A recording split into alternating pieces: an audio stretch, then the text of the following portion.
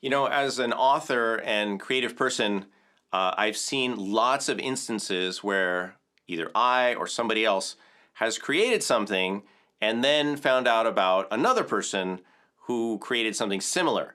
And there's lots of issues that can come up when that happens, such as the feeling or belief that somebody borrowed or took or plagiarized the work of another. Or that if you're on, you can be on either end of that equation too, and both are kind of bad. So you can either feel like somebody else copied your work or took it. You can also be accused of copying or taking somebody else's work. And both of those things don't feel good. So in this talk, I want to address some of that and give you some anecdotes and then give you some advice because who doesn't need more advice? So I'm Kalani. Welcome to this talk. Let's start off with a short anecdote. A number of years ago, in fact, in 2004, I published this book, Together in Rhythm. It's about community drumming facilitation.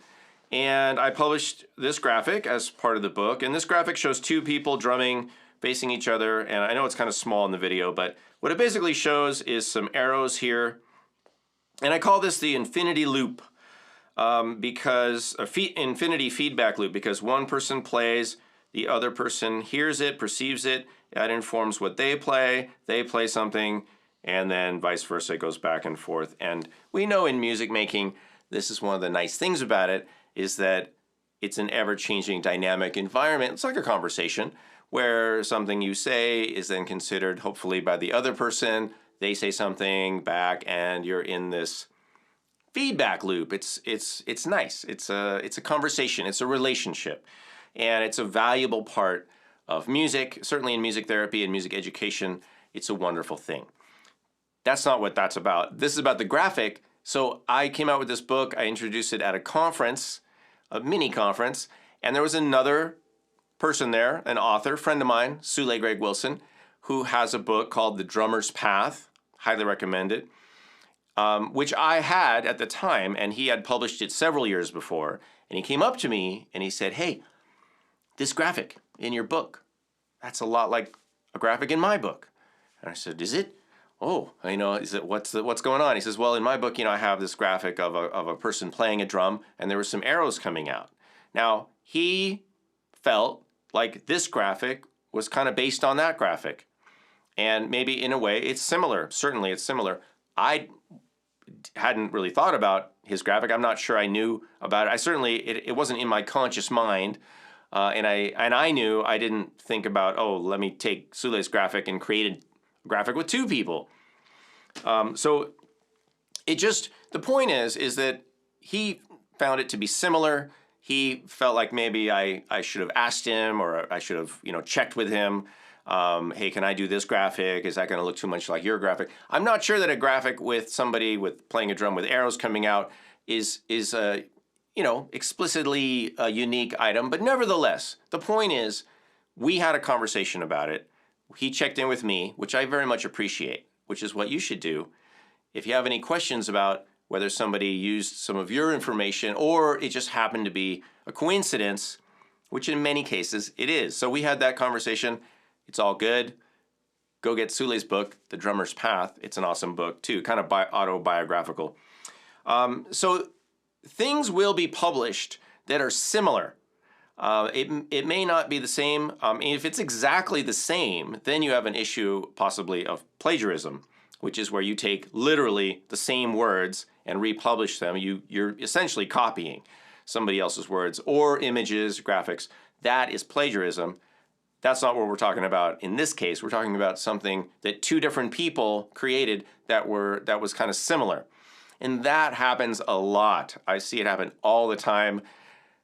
It's going to happen, right? When you have people in a profession, or let's just say in an environment, and those people have similar resources, they have similar influences, they have similar tools and information available to them, and their goals are somewhat similar, of course they're going to create something similar. That's just normal. So you need to understand that as an author and publisher, because you're going to be on both sides of that, all right? So just get in the mindset that that's going to happen, all right, and accept it. And if you need to work it out, have a conversation directly with the person. One more example.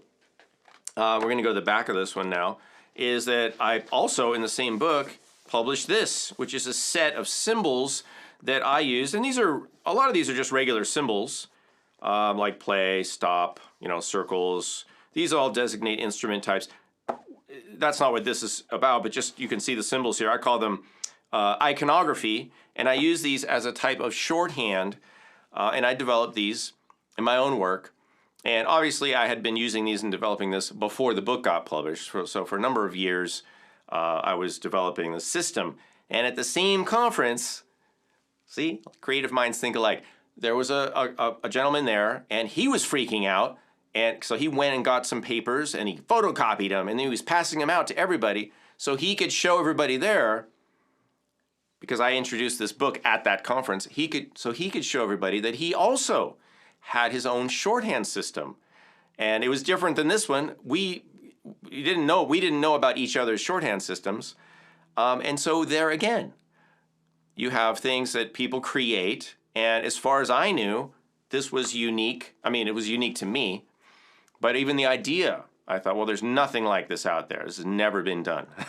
And of course, it was being done by somebody else in a different way. And so, again, you guys, this kind of thing happens. Now, if I hadn't seen if he hadn't have done that, and then he came out with a book, let's say a year later, I could have very easily thought, hey, he stole my idea. Even if he did it differently, I'd say, well, I already did it. Why is he doing a different version? It's very easy to fall into the illogical thinking. And let's just talk about this now. What is that thinking? That's called the post hoc ergo hoc argument, which is after that, therefore, because of that. After that, because of that. Which is the idea that, something happens and then something after that happens, therefore the thing that happened after is a result of that thing. Now that, of course, is not true, but people will say that. They'll make the argument, well, I published this, and then a year later you published that, so obviously, you copied me. All right? Not true, necessarily. And let's take it a step further. Sometimes people will say, well, I gave you a copy of my book, and then 2 years later, you came out with a book, so obviously my book influenced you. And so you should, credit me or whatever. Call me your teacher. And that also is not true. I've given my books to different people. People have given me their books. People share things with me all the time. It doesn't mean I use it. In fact, a lot of the things that I get, I will not use. I don't need it, or I don't agree with it, I wouldn't use it. But people still think, well, if they had access to my material, then it must have influenced them, or they just took it, from my material because they had it. I knew they saw it. All right, that is, again, it's not a sound argument. It's an assumption, and it's just not a solid, logical way to think about things. It of course is a possibility, but then if you're going to make the argument of plagiarism, you have to show specifics. It's not a matter of timeline or the fact that somebody had had your book on their shelf. All right, that's not enough.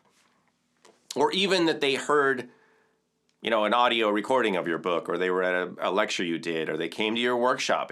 None of that matters in terms of intellectual property. People can develop their own things, and I've done this, and I've been on both sides of these things, you guys. I'm not taking a position. I'm saying we can be on both sides of these things. So I've been at people's workshops already having my own, material developed, wanting to see what other people are doing.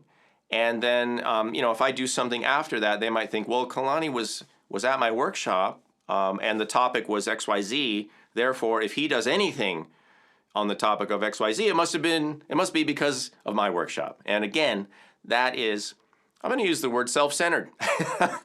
It's self-centered.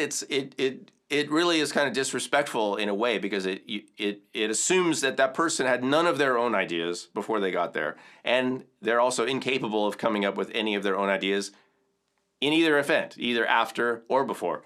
So don't fall into that trap. Now, if you do run into this kind of issue, what I recommend is that you do some investigation and research. And the first thing you want to do is do what my friend Sule did, is go to the person or invite the person to come to you. If you're being accused of copying somebody else's work, get in a dialogue, ask questions, find out what was going on. A lot of the time it is not intentional. It's not plagiarism. It's not somebody stealing your intellectual property.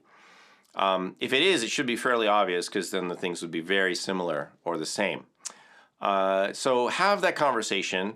What do we not want to do? We don't want to take it all public and accuse people of things and spread rumors about people and make up stories about people and have a one-sided conversation that doesn't include the other party. All right. And then if you're not getting some sort of resolution, then you can take it to, if you're in a professional organization, there's usually some sort of ethics body, maybe a mediator, and then as a last resort, you could enter into some sort of legal system, to get some resolution, depending on what people are doing and saying. But it's really important, you guys, to not get way ahead of yourself and just, start accusing people of things. And it's also important to not be accused of things.